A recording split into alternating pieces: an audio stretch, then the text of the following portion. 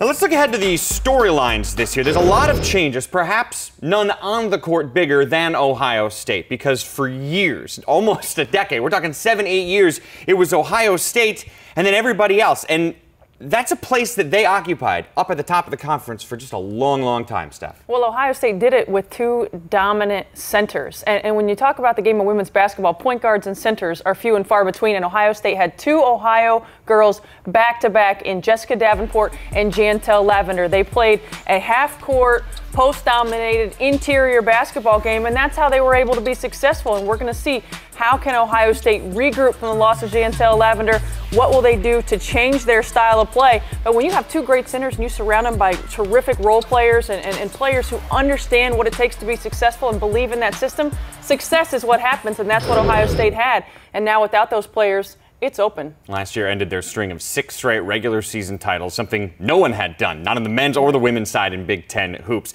And with the fact that their domination of the conference may be ending, there's other teams that are jumping up. There's no one in charge. In fact, you could argue there's maybe 5 teams that could win the Big Ten this year that wouldn't surprise anyone. No question. You still have to talk about Ohio State because they have that swagger. They understand what it takes to be successful. They've been there. But Penn State certainly has to be a front runner. This is a team that returns 4 starters that went to the NCAA tournament for the first time in 6 years. They have to be a front runner. Iowa is a team that you cannot count out. They lose Kashina Alexander, but they have terrific players coming in. Purdue returns all 5 starters.